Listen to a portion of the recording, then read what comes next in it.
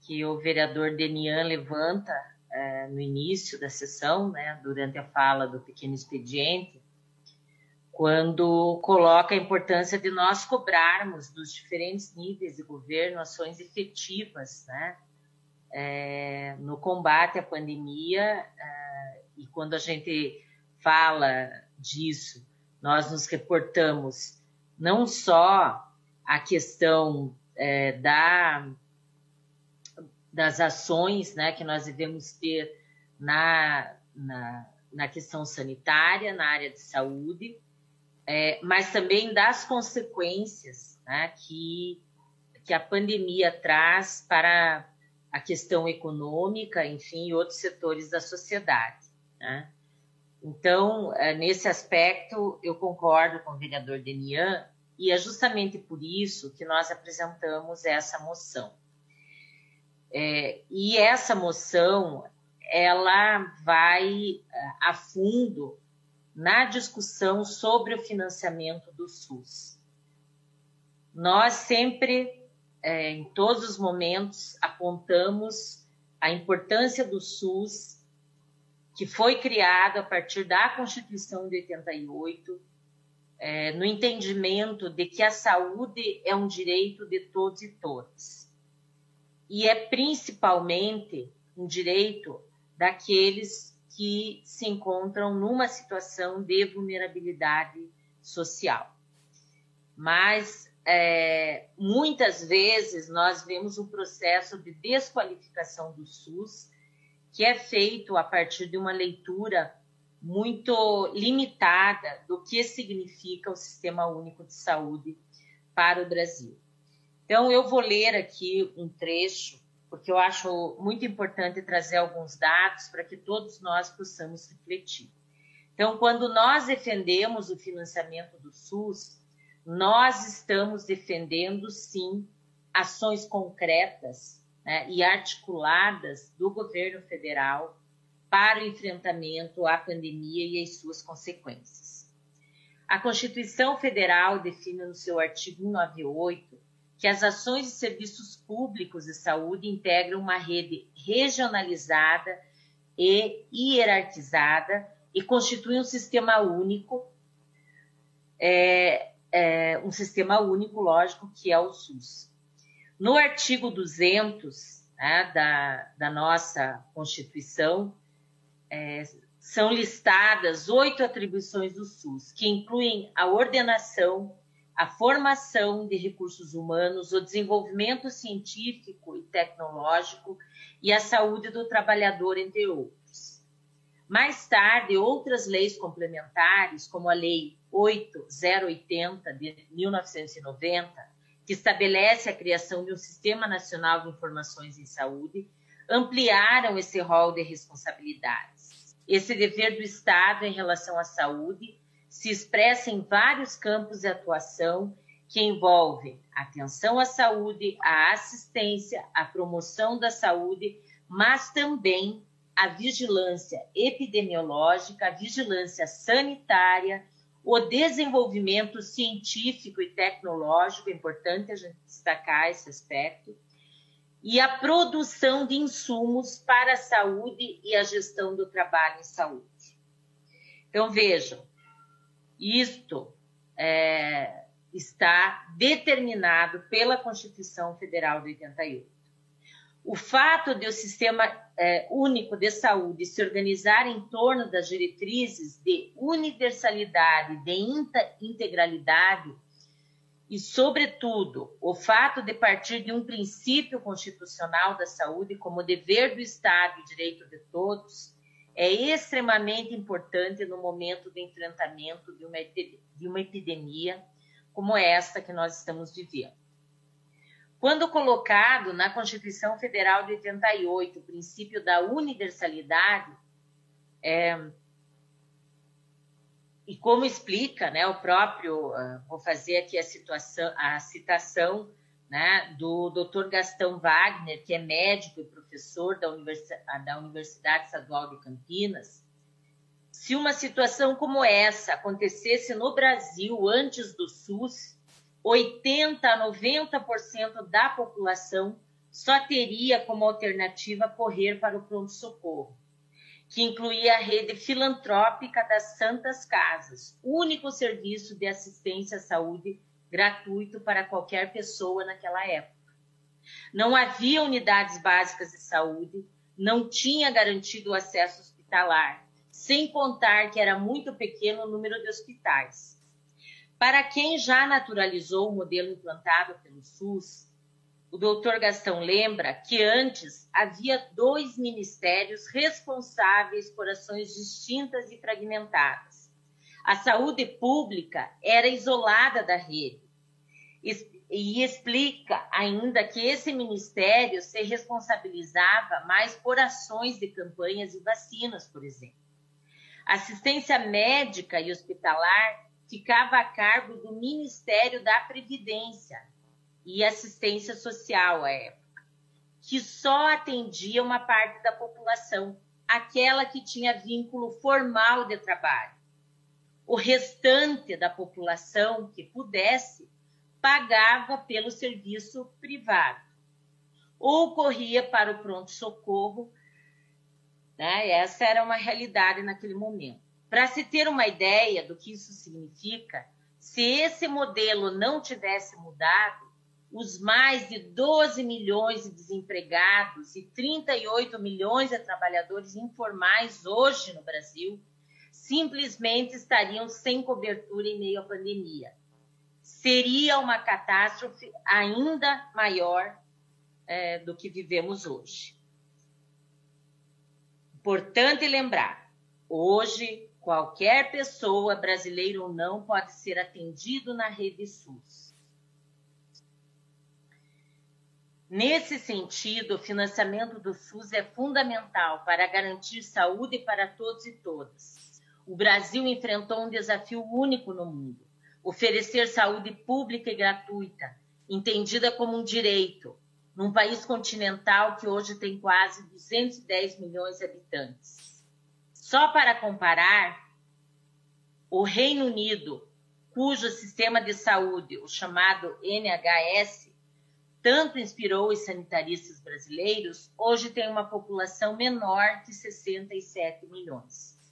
No Canadá, outro exemplo de sistema universal, esse número não chega a 38 milhões.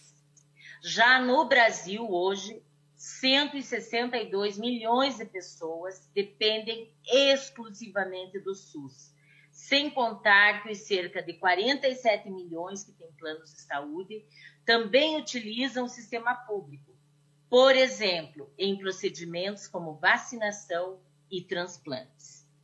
Apesar de ser um sistema de atendimento universal, o SUS tem um grave problema de subfinanciamento, principal obstáculo apontado por profissionais e pesquisadores da área desde a criação do SUS, e vem sofrendo restrições muito importantes no período mais recente, com a Emenda Constitucional 95 e outras medidas que estão subtraindo recursos da saúde.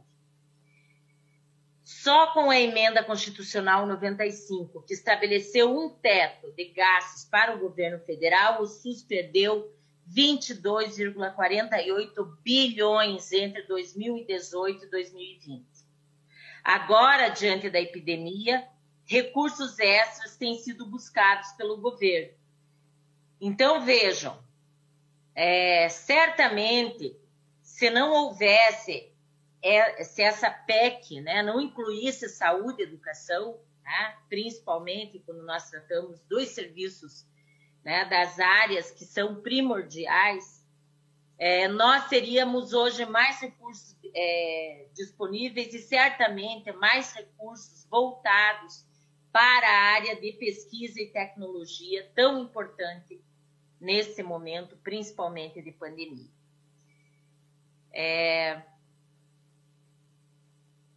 Com a aprovação, então, portanto, né, da PEC 95, o governo federal terá, por 20 anos, congelados os investimentos em áreas fundamentais como saúde e educação. Com o aumento anual da inflação, isso significa redução de investimentos. Assim, somente em 2019, o SUS deixou de receber 20 bilhões do orçamento federal. A estimativa é que, em 20 anos, até 400 bilhões deixem de ser repassados para a saúde pública. O presidente do Conselho Nacional de Secretários de Saúde, CONAS, Leonardo Vilela, afirmou que a participação da União no financiamento do SUS tem diminuído gradativamente. Segundo ele, no ano 2000, o governo federal respondia por 72% dos recursos de saúde pública, cabendo a estados e municípios os 28% restantes. Em 2019, a proporção seria outra: 42% da União e 58% de estados e municípios. Em 2019, o SUS recebeu 147 bilhões, enquanto o Tesouro Nacional destinou os recursos, né, do Tesouro Nacional foram destinados do montante 373 bilhões somente para o atendimento de juros da dívida pública em 2018. Mais que o dobro do valor, uma nítida priorização aos interesses do capital financeiro especulativo em detrimento das vidas e dos direitos do povo brasileiro. Então, não é verdade que não existem recursos. O problema é qual a prioridade dada para o investimento desses recursos do Tesouro Nacional. Por isso é muito importante que todas e todos nós lutemos em defesa do SUS, pela revogação da Emenda Constitucional 95 e por mais investimentos na saúde e na educação pública. Então, quando nós tratamos, né, dessa pandemia, nós temos que ter muito claro, né, que nós só poderemos sair dessa situação com ações articuladas do governo federal, do governo do estado e dos governos municipais, obviamente. Não existe saída isolada. Curitiba sozinha pode fazer algumas coisas, mas há necessidade dessa ação articulada. Vamos tomar um exemplo aqui de Curitiba. Foram destinados aos empresários do transporte público cerca de 192 milhões no ano passado, né, que correspondeu aí ao período de março a dezembro, onde foram realizados aportes às empresas do transporte público. Nós aprovamos nessa casa um fundo de aval de 10 milhões. Então, vamos comparar.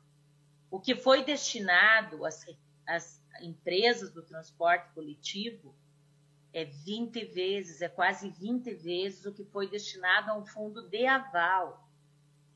E eu acho que os senhores devem estar lembrados da pergunta que eu fiz na audiência pública ao secretário Pupi, onde eu indaguei quanto desse recurso já foi utilizado. O que ele me respondeu?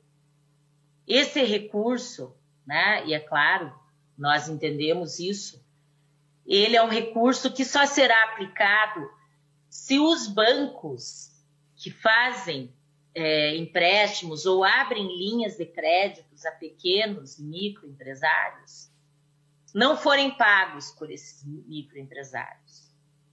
Então, até agora, na verdade, né, a Prefeitura de Curitiba não desembolsou esses 10 milhões.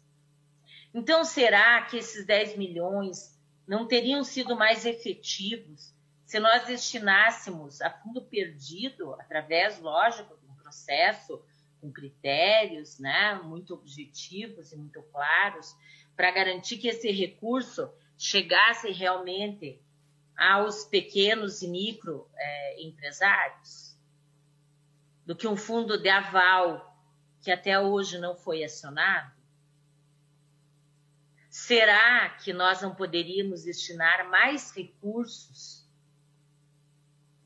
por exemplo, para o Fundo de Segurança Alimentar e Nutricional, destinando esses recursos para vouchers no Armazém da Família, para aquelas famílias mais carentes que estão desempregadas.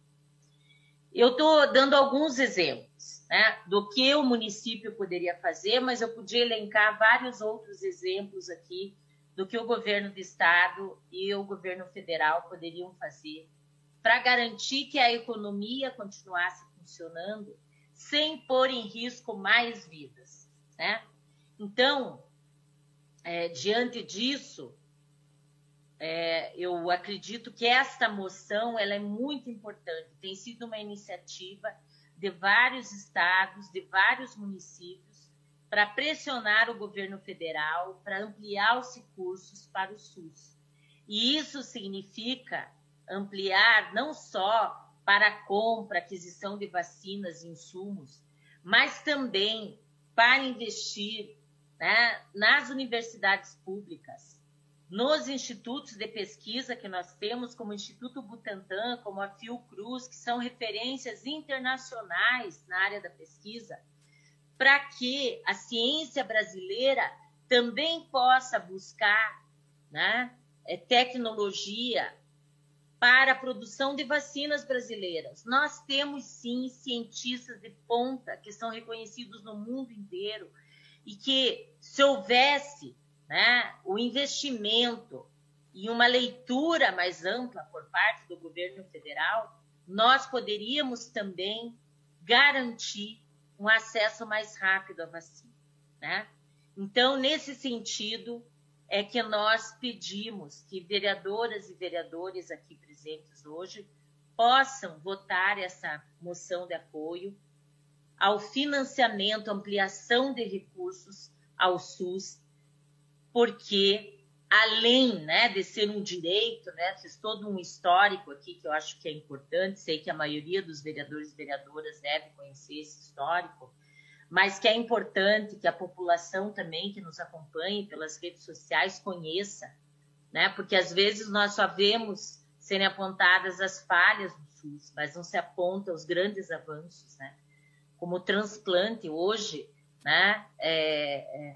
Os transplantes garantidos com financiamento do SUS atendem a todos e todas. Nenhum plano de saúde atende, o SUS atende a todos e todas, né? Então, nós precisamos investir mais no nosso SUS e valorizar o nosso SUS, né? Então, esse é o nosso pedido para que todos e todas aprovem essa moção e ela se some a inúmeras outras que estão sendo aprovadas no Brasil todo, em diversos estados e em diversos municípios. Muito obrigada. Obrigado, vereadora professora.